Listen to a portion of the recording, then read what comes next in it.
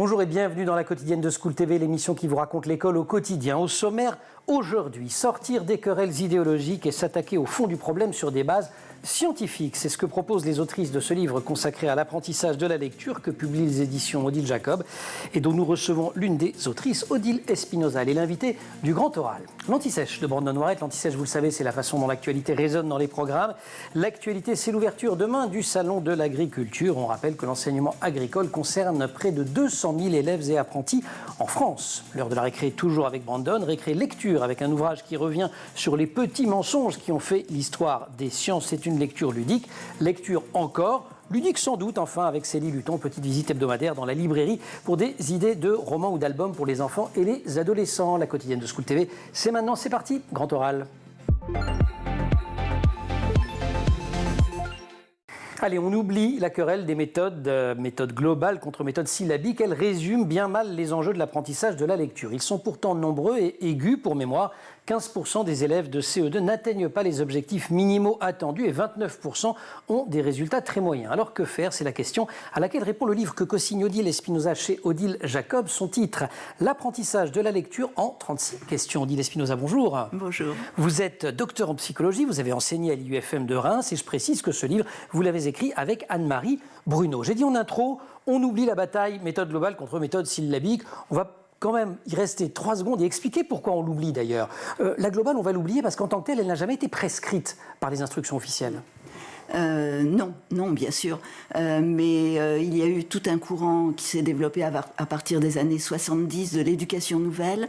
Et en fait, cette méthode, elle s'insérait bien dans le cadre d'une réforme plus globale de l'enseignement qui correspond à ce qu'on appelle le constructivisme. L'idée que l'enfant construit ses propres savoirs. Il va deviner en quelque sorte tout ce qu'il doit apprendre, qu'il s'agisse d'apprendre à lire, les maths, les sciences, etc. Je caricature un peu. Mais en gros, c'est ça l'idée. Il n'y a pas de transmission des connaissances ou très peu de transmission des connaissances. Ça se fait à la fin des séances, en tout cas. Oui, ça commence avec on commence par la découverte de l'enfant tout seul. Donc ça nous donne la méthode globale, jamais prescrite, mais qui va infuser quand même, d'une certaine façon, dans le système. La méthode syllabique, je la mets également de côté, parce que la méthode syllabique, entre guillemets, pure, vous lui faites aussi un sort dans le bouquin, en disant ça ne suffit pas du tout. En fait, on n'apprend plus à lire, comme moi j'ai appris à lire il y a 70 ans, même plus, où on disait M et A, ça fait ma. Voilà. Bon, pour un enfant, c'est hyper complexe, ça. Il comprend pas. Il est face à vous, il dit mais c'est pas possible. M et A, pourquoi ça fait pas MA? Et il y a pas très longtemps, mon petit-fils me disait je sais lire DVD. Ah non, tu sais pas lire DVD parce que si tu lis ces lettres, si tu lis, ça fait d. Ouais, c'est ça. Alors les enfants, ils adorent qu'on fasse ce jeu-là, c'est-à-dire qu'on mette des lettres les unes à côté des autres et qu'on leur montre que ça ne se lit pas avec le nom des lettres. Donc c'est plus la syllabique telle qu'elle. Entre guillemets pure, voilà. La méthode Boscher d'antan. On passe par la prise de conscience des constituants de la langue orale qui sont les phonèmes. Phonèmes et graphèmes. Phonèmes et graphèmes qu'on va mettre en correspondance. Quand on apprend à lire, on mobilise 3 mémoires. Mémoire phonologique, mémoire orthographique, mémoire sémantique. On commence rapidement, on définit les termes. Phonologique, c'est ça. Phonologique, c'est ce qui va m'amener au phonème. Un répertoire, c'est le répertoire. On a dans une mémoire, dans cette mémoire phonologique, on a l'ensemble des mots qu'on connaît à l'oral. Si le mot est connu à l'oral, la suite de sons de ce mot figure dans cette mémoire et donc on l'entend, la mémoire phonologique le reconnaît. Orthographe. La mémoire orthographique contient l'ensemble des mots qu'on connaît à l'écrit. Ce qui n'est pas tout à fait la même chose forcément, parce qu'on sait les écrire aussi, le cas échéant. Voilà. C'est la suite des lettres. Sans faute et dans le bon ordre. Exactement. Et la mémoire sémantique, c'est le sens. C'est le sens, et cette mémoire, c'est très important qu'elle soit distincte des autres, parce que c'est par exemple comme ça qu'on peut apprendre une langue étrangère. On apprend, on relie une nouvelle mémoire phonologique et une nouvelle mémoire orthographique à cette mémoire des concepts. Qui est unique. L'idée, c'est que quand on apprend à lire, les 3 vont se chevaucher. On n'apprend pas l'un avant l'autre. Enfin, les choses ne sont pas tout à fait séquentielles. Enfin, la mémoire phonologique se constitue d'abord puisqu'on apprend à parler. Bien sûr. On apprend d'abord à parler. Ensuite, quand l'enfant apprend à lire, il constitue. En fait, il apprend en décodant par la voie qu'on a appelée phonologique, c'est-à-dire en décodant le son qui correspond à chaque lettre écrite, en formant les syllabes et en reconstituant le mot à la fin, en reconstituant le mot oral à la fin à partir de la suite de lettres.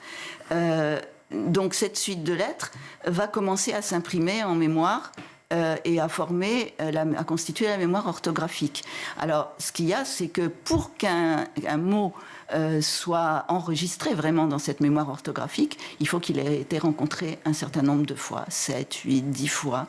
Et s'il a du sens, ça va aider aussi. Alors, s'il a du sens, bien sûr, ça va aider, parce qu'on ne va pas retenir un mot. J'ai mis un mot inventé là qui s'appelle Trupon. Oui.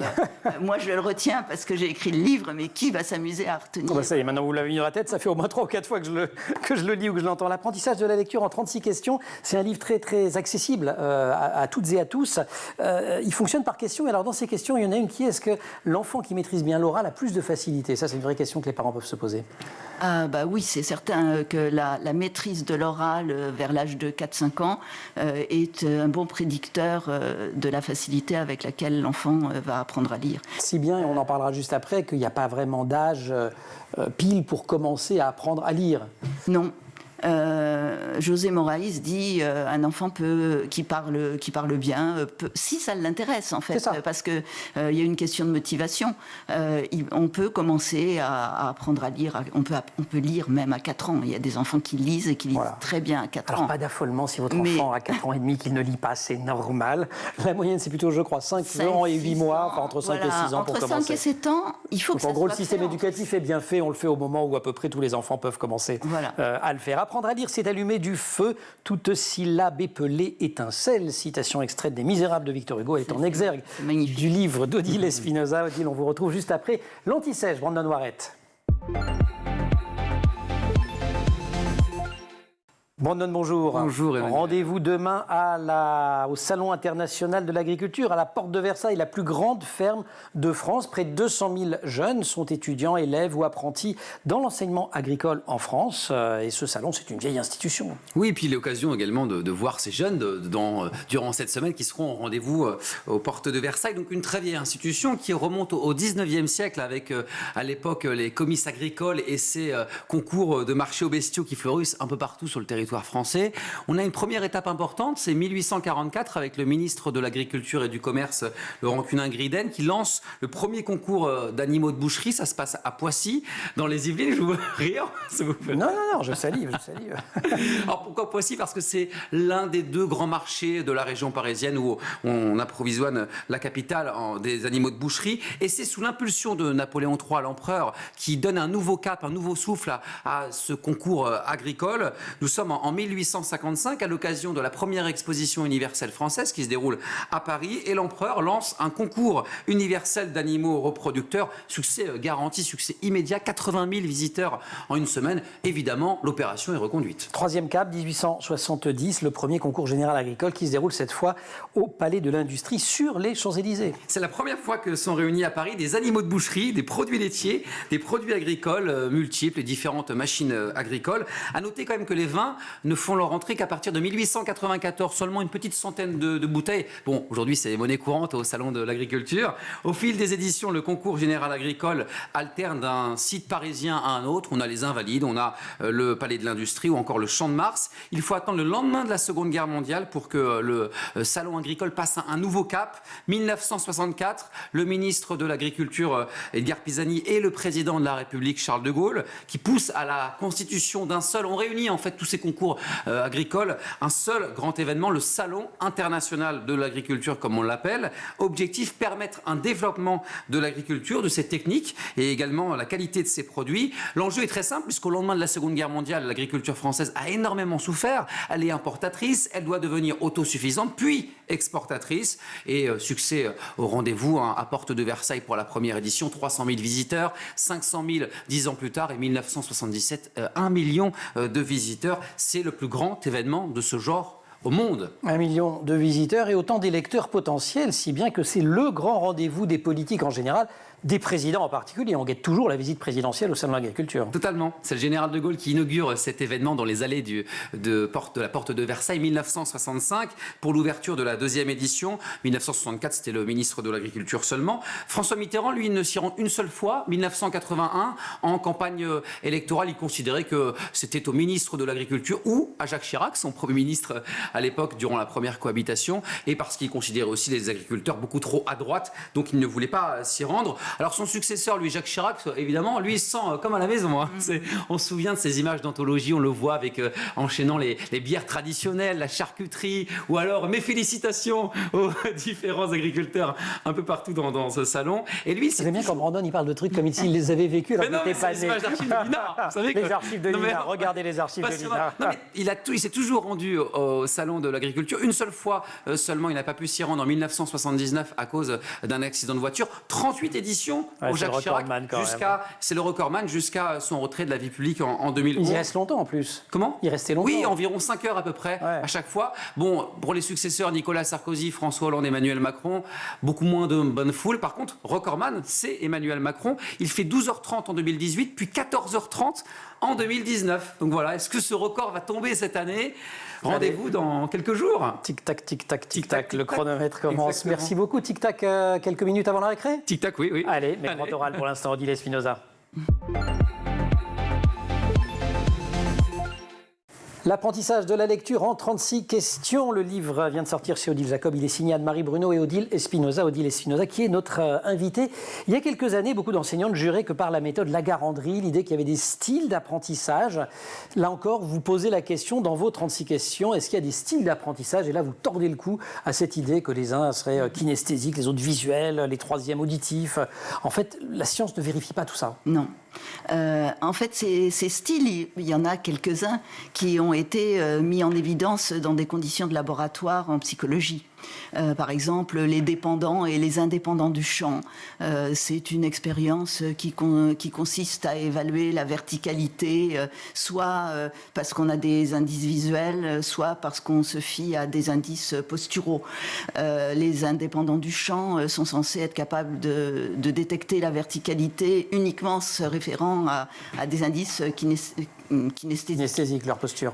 Voilà. Mais alors après, c'est censé cette même distinction, par exemple, est censée aller de pair avec une plus grande facilité d'abstraction, tandis que les dépendants du champ seraient des gens plus sociables, par exemple. Bon, alors après, quand on transpose tout ça à la salle de classe, ça n'a pas de sens. Oh. Alors il y avait quand même une distinction vraiment qui a été prise très au sérieux par les enseignants, c'est les visuels et les auditifs, alors qu'il y a une énorme confusion. L'information visuelle et auditive, c'est la voie sensorielle d'entrée de l'information, mais très rapidement, elle devient conceptuelle, l'information. Elle est encodée par notre cerveau, par les neurones. En mots et en images. C'est ça. Autrement dit, il faudrait dire que les visuels, ce sont des imageants, des gens qui créent des images, et que les auditifs, ça serait des gens qui pensent plutôt à l'aide de mots. Alors, c'est probable qu'il y ait des préférences individuelles, mais dire qu'il y a des styles extrêmes et qu'il faut s'adapter au style de l'élève, oui, puis avec 20, 25, 35 élèves, c'est juste pas possible en plus. On n'en fait rien. On peut savoir déchiffrer sans comprendre. Déchiffrer sans comprendre, bien sûr. C'est ce qu'on fait quand on regarde une langue étrangère qu'on ne comprend pas. Exactement. Donc ça, c'est pas compliqué. Ça nous arrive à tous. Et l'enjeu pour pouvoir comprendre, c'est d'automatiser ce décodage aussi. Oui. Oui. C'est surtout ça le cas. C'est-à-dire le décodage, on emploie le mot déchiffrer pour les débutants. Hein. C'est ça. C'est le décodage lent et pénible de l'apprenti lecteur. Mais décoder est absolument indispensable pour comprendre. Et on ne peut pas comprendre sans décoder. Et c'est ça notre divergence avec les méthodes mixtes et globales. Ou globales. Voilà. Il faut absolument décoder. Ouais. Et décoder facilement, avec facilité. Parce que la lecture, quand on lit, on fait 2 choses à la fois, au minimum. Décoder et comprendre. C'est ça. Une des opérations est automatisable, le décodage. La compréhension n'est pas automatisable. C'est un travail qu'on fait à chaque fois. Puisque vous en reparlez finalement de ces méthodes dites également idéovisuelles, ou la méthode globale, et de Foucault-Cambert à l'époque, un des arguments qu'on prend aujourd'hui, c'est de dire mais oui, mais quand moi j'accompagne mon enfant à la maternelle, très souvent il y a son nom au-dessus du porte-manteau, il ou elle reconnaît son nom. Et en fait, ce que vous dites, oui, il reconnaît une forme, mais il ne sait pas la lire. C'est ça qui est très important à saisir. Oui. Alors à la maternelle, il y a beaucoup d'étiquettes mots partout concernant les saisons, les mois, les jours. Animaux. Alors le problème, c'est que tant que ça reste des activités de lecture globale, ça ne sert pas à grand-chose aux enfants pour entrer dans la lecture. Ce qui est intéressant. Ça peut même créer des confusions, dites-vous d'ailleurs. Oui, bien sûr, parce que 2 mots qui se ressemblent, si l'enfant identifie par exemple Coca-Cola, Coca-Cola va pas figurer. Je pensais à cet exemple, vous le prenez, mais vous auriez pu prendre Pepsi, mais prenons Coca. Il va pas figurer sur les murs de l'école. Mais si l'enfant ne distingue pas Coca-Cola de Coca-Cofa ou de Copa-Copa, ou de Copacabana, voilà, on peut être sûr qu'il a appréhendé la chose globalement et qu'il ne sait pas lire. Voilà. En revanche, dès qu'il voit quelques mots inscrits dans un cadre rouge, il peut imaginer que ça correspond à cette boisson, alors qu'en fait, ça n'a absolument rien à voir. C'est une langue spécialement difficile à apprendre, le français, ou pas? Oui. Oui, c'est une langue plus difficile à apprendre que l'allemand, ou que l'italien, ou que l'espagnol. Parce que, notamment, on va prendre l'italien, on prononce chaque lettre, en fait. Oui, la correspondance entre les lettres et les sons est biunivoque. Voilà. Donc à partir de ce moment-là, il y a plein d'exemples. C'est très facile. Voilà. Alors cet argument de la complexité du français a été repris par les méthodes globales. C'était un de leurs arguments. En français, il n'y a pas cette correspondance. Donc il faut prendre les mots photographier les choses. Voilà, photographier. En fait, il vaut mieux les désosser un petit peu et comprendre comment ça marche et faire appel à nos mémoires. En lecture, il y a des règles et 90% des mots sont décodables. Et répondent à des règles. En appliquant ces règles. Et pour ça, il faut bosser. Mais ça, elle va vous le dire après la récré. On laisse passer la récré, mais elle parle beaucoup de travail et d'effort, Odile, dans le livre. Avec Anne-Marie Bruno, l'apprentissage de la lecture en 36 questions. C'est chez Odile Jacob. La récré, c'est avec Brandon Warrett. Encore un livre, cette fois un livre de science. Il est signé Antoine Oulou-Garcia et La pomme ne tomba pas sur la tête de Newton. Ça vient de sortir. C'est chez Ben Michel. Vous nous faites faire des sciences pendant la récré? C'est beau. Oui, mais justement, alors, il y a une petite pointe d'humour. La récré, c'est détente normalement. Justement, c'est détente en lisant ce livre d'Oulou-Garcia. Mais ils sont assez rares quand même les livres de chercheurs autour de la vulgarisation. C'est vrai. En général, c'est beaucoup de youtubeurs ou autres, mais c'est extrêmement bien fait. Donc lui, il est chercheur à Paris et également dans une université parisienne. Et il est également youtubeur. Donc vous voyez, on peut avoir les 2 casquettes. Livre extrêmement intéressant parce que c'est vrai que ces mensonges de l'histoire, on en a beaucoup, des mensonges notamment dans la science. Et lui, il revient sur les plus connus. Alors on a par exemple Eureka, j'ai trouvé avec Archimède, ou encore cette fameuse pomme de Newton. L'explication est très bien faite. Et vous n'avez pas spoil, vous nous la donnez? Non, ça c'est les plus connus. Par contre, une autre, en plus l'explication est très très longue, on entre dans tous les détails, donc la réduire en quelques lignes, c'est assez compliqué. Alors moins connu. Moins connu, on a celle, vous savez, de Marie Curie, l'une des plus grandes scientifiques franco-polonaises. Lorsqu'un journaliste, soi-disant journaliste, lui dit alors qu'est-ce que ça vous fait d'épouser un génie? Et là elle répondrait, normalement elle aurait répondu, allez demander à mon mari. Voilà, exactement. Bon, en fait ça c'est faux. Alors c'est très beau, c'est une très belle légende, mais c'est totalement faux. Alors là justement, comme dirait Italien, si non è vero è ben trovato. Quel bel accent. Mais justement là il nous l'explique de manière vraiment très longue, mais en même temps quand on connaît un peu, quand on a appris la personnalité de Marie Curie, c'est pas possible à l'époque, surtout que bon, elle a quand même travaillé avec son mari du début à la fin pour le radium et le polonium, et surtout avec une presse à l'époque extrêmement misogyne, donc elle n'aurait pas pu se permettre d'être arrogante vis-à-vis du public, et donc c'est faux, on l'apprend. Là voilà, c'est le petit spoil de ce livre. Il y a plein d'autres anecdotes sur cette histoire, sur ces mensonges de la science. Ce qui est bien aussi, c'est sérieux. Oui, c'est sérieux, mais il y a beaucoup d'humour. Et ça, on aime beaucoup. Mais c'est bien sourcé et tout. On est très sourcé. On a une très belle bibliographie, ça c'est rare quand même pour les livres scientifiques. Et donc environ une 20aine de pages qui vous expliquent beaucoup de sources anglo-saxonnes, une 15aine de chapitres pour comment dirais-je, revenir sur ces mensonges qui ont marqué l'histoire des sciences. Et c'est vrai que quand on ne connaît pas forcément la science de prime abord, là on en apprend beaucoup sur cette pomme et sur ce Eureka, j'ai trouvé. J'ai trouvé. On lit Antoine Oulou-Garcia. Chez Albin et Michel. La pomme ne tomba pas sur la tête de Newton. Fin de la récré, retour du grand oral. Merci Brandon. avec plaisir. Grand oral. Et dans le Grand Oral, on parle apprentissage de la lecture avec Odile Espinosa, docteur en psychologie, qui fut enseignante à l'IUFM de Reims et qui co-signe ce livre avec Anne-Marie Bruno. Au cœur du livre, il y a l'idée qu'apprendre à lire, ça suppose, j'ai un peu divulgaché avant la récré, des efforts, du travail. C'est répétitif, on va automatiser les choses. Prétendre le contraire, c'est mentir. Bien sûr, quand on fait la liste de tout ce qu'il faut arriver à faire pour lire et pour apprendre à lire, c'est impressionnant. Déjà, l'enfant, au départ, il a l'idée que les mots représentent les objets. Et par exemple, dans une épreuve d'écriture inventée, si on lui demande d'écrire le mot vache et d'écrire le mot papillon, il va, quand il ne sait pas écrire encore, il ne sait pas lire, il va mettre une série de gribouillis, mais beaucoup plus long pour la vache que pour le papillon. Parce que c'est plus imposant. C'est gros. Eh oui. Voilà. Donc, comme on sait quand on va au salon de l'agriculture, n'est-ce pas? Une fausse conception qu'il faut éradiquer. Ensuite, il pourrait faire papillon, il pourrait mettre plus de lettres, parce que papillon, c'est plus long. Oui, mais ça marche pas comme ça. C'est que justement, il doit construire cette idée que les cris ne représentent pas directement les objets, mais que les cris, c'est un symbolisme au 2e degré. Ils représentent l'oral. Ils représentent la façon dont nous nommons les objets. Donc ça, c'est la première chose. Après, il y a à l'intérieur de l'oral, il faut arriver à s'intéresser non plus à la signification des mots, seulement à la signification des mots, mais à leur structure. Décomposer les mots en syllabes, les décomposer en phonèmes. Ensuite, être capable de discriminer les phonèmes. De les distinguer. Par exemple, il y en a qui sont compliqués. Proches, distinguer les lettres qui sont proches, en particulier les lettres symétriques, alors que jusqu'à présent, l'enfant, il a eu l'habitude d'identifier les objets qui soient tournés vers la droite ou qui soient tournés vers la gauche, ça revient au même. Le B et le D, par exemple, ça pose beaucoup de problèmes aux enfants pendant longtemps.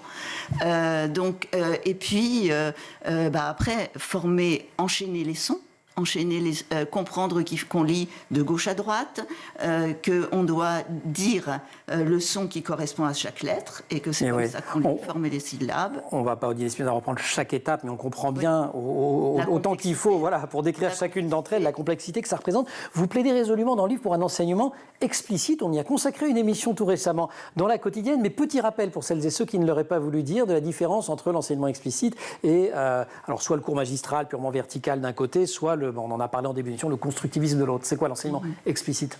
L'enseignement explicite, c'est un enseignement où d'abord on annonce à l'élève l'objectif. Ensuite, donc il y a une tâche précise et cette tâche, d'abord le maître va l'exécuter devant l'élève parce qu'il va être le modèle. Et ça, c'est très important parce que avec les méthodes dites actives, constructivistes, on lance les enfants dans l'activité sans repère, sans connaissance préalable. Et là, on commence par donner des informations. On donne le modèle. Et ensuite, il y a, je crois, l'étape de l'étayage qui est très importante. C'est-à-dire que pendant que l'enfant fait, on ne le laisse pas tout seul. On ne le laisse pas tout seul, on l'accompagne. Voilà. Le maître est là pour accompagner. Et l'activité autonome ne vient qu'en dernier ressort. Si je veux aider mon enfant qui s'apprête à apprendre à lire, d'abord c'est bien, mais si je veux que ça marche, il y a quand même quelques règles à respecter. La première, ça m'a intéressé, vous dites, tiens, tu as la posture, soyez rassurant. C'est la posture intellectuelle. C'est ça, oui, bien sûr. Il faut qu'il soit disponible.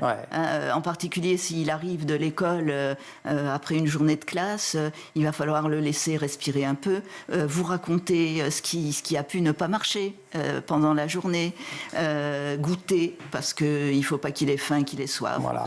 On le rend disponible. On le rend disponible intellectuellement, et puis surtout, on ne dramatise pas. Je voulais que vous le disiez pour que ça vienne contrebalancer le côté, il faut faire plein d'efforts, etc. C'est pas le bagne non plus. Non. Il faut que ce soit un moment agréable. Non, il ne faut pas que ça dépasse, quoi, 10 minutes, un quart d'heure. Pour les tout petits, en tout cas. Là, on parle vraiment de la... On parle du CP, là. On parle du CP. Vous restez avec nous, on va pousser les portes d'une librairie. C'est bien de lire pour apprendre, une fois qu'on a appris à lire, pour s'enrichir. C'est bien, c'est fondamental. Nous, on donne des conseils de lecture, ceux de Brandon, mais aussi ceux de Célie Luton. Brandon, merci beaucoup, car c'est au tour de Célie Luton, la librairie. Et comme tous les vendredis, on pousse les portes de la librairie de Célie Luton. Célie, bonjour. Bonjour Emmanuel. Voilà. Bonjour. Si tout le monde lit le livre d'Odile, ça vous fera plein de clients dans la librairie. Exact. Et en plus, s'ils lisent des livres, Ça va aider, parce que quand même la lecture c'est fondamental pour apprendre ensuite, pour enrichir son rapport à la lecture et à l'écriture d'ailleurs. Au pays des histoires, l'enfance de Charlotte Branwell, Émilie et Anne Brontë, c'est les sœurs Brontë. C'est une nouveauté, c'est une thématique nouveauté aujourd'hui. Les frères Brontë, 4 enfants incroyables. Une nouveauté, oui. Alors, c'est Gallimard Jeunesse. Voilà. Sarah O'Leary et Bryony May-Smith sont vraiment autrices et illustratrices incontournables en ce moment. On les voit beaucoup avec des albums sur les sirènes, les licornes. Mais là, on est vraiment dans la campagne anglaise, dans une famille unique. Il faut que à quoi jouaient les plus grands auteurs et autrices incroyable, voilà. À se faire peur. Très jolie. C'est un réalisme incroyable.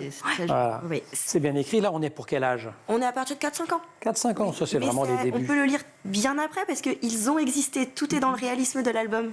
C'est beau. Formidable. Mais qui a volé la Joconde? Est-ce que vous le savez? Je me suis un petit peu oublié, moi. Mais c'est pas grave, qui a volé la Joconde est là pour vous. Alors, on va savoir bien plus que qui a volé la Joconde, puisque c'était un employé du Louvre qui l'avait tout simplement enlevé de son cadre et hop, hop, hop, on est parti. C'était ça. Mais là, c'est la Joconde elle-même, grâce à la voix de Samir Sinoussi, qui nous explique, eh bien, je suis née en Italie, on m'a peinte. Au départ, je n'étais qu'une toile blanche. Ah, excellent. Je vais vous raconter. On le voit, c'est annoncé dès la première double page. Voilà. Et des fois, c'est un petit peu, tu veux ou tu veux pas. Je te dis mon histoire, oh, je sais pas. Attends, on va suivre la page d'après. Je vais t'apprendre. C'est la Joconde qui prend la parole. Exact. Et ça commence comme ça d'ailleurs. Oui. Un jour, j'ai disparu, je me suis volatilisé, évaporé, envolé. Zip. C'est drôle. C'est drôle, c'est beau. Oui, c'est par ailleurs. C'est magnifique. Quel âge? Pareil. À partir, oui, 4-5 ans, pareil. Mais à 4-5 ans, on n'a pas la patience pour digérer toutes les informations documentaires de l'histoire. Mais on adore l'histoire, on trouve ça drôle, on trouve ça beau. À partir de 7-8 ans, là, par contre, en cycle 2. On y va autonome, tranquille. Oui. Super. Et le troisième conseil de lecture est un roman. Oui. Le tome 1 de La Manche Rouge, c'est chez Albin Michel. Un nouveau label, Coda. Exact. Génial. Alors vraiment, c'est le premier tome. Pour l'instant, il y a 2 séries dans le label Coda, La Manche Rouge et L'Autrice de ma destinée. Donc j'ai choisi l'histoire de Kéodis. Donc on part dans la Corée du 18e. C'est pas un roman du tout, je dis que des bêtises, moi. Non, pas un roman, c'est... Alors, moi, j'appelle pas ça. C'est pas vraiment un manga. Non, parce qu'en fait, c'est plus grand, c'est en quadrille, ça se lit de gauche à droite. Gauche à droite, c'est une bande dessinée, en fait. Bah voilà. Ouais, comme on dit. Et Kéodis, donc l'héroïne, elle est intelligente, brillante, talentueuse, très malicieuse. Et au service de la famille royale, elle se découvre des talents de calligraphe. Et c'est tiré d'un best-seller. Exact. Très, très bien traduit. Best-seller coréen, une romance historique. Oui. Merci beaucoup. Avec plaisir. Chère Célie. Odile, merci aussi. Merci. On peut lire L'apprentissage de la lecture en 36 questions. Je sais que vous vendez des livres pour les enfants et les ados, mais vous pouvez le conseiller à quelques parents qui viendraient vous voir et quand les enfants se posent des questions sur... C'est le genre d'ouvrage, au contraire, que les adultes doivent lire pour savoir répondre et anticiper les questions des enfants. Eh bien, exactement. Et des autres parents et de pouvoir échanger avec les enseignants. Merci beaucoup. Merci. Je redis que le livre est sorti chez Odile Jacob et qu'il y a une co-autrice qui est Anne-Marie Bruno. Merci à toutes les deux et donc à toute l'équipe de l'émission. Laure Audemont au maquillage, Marine Plantec pour la préparation de l'émission qui est en régie aujourd'hui avec au son Thibaut Gouril à fond, Théo Bosca à la réalisation. Vous restez sur School TV et vous nous retrouvez nous en permanence sur Internet et sur les réseaux sociaux.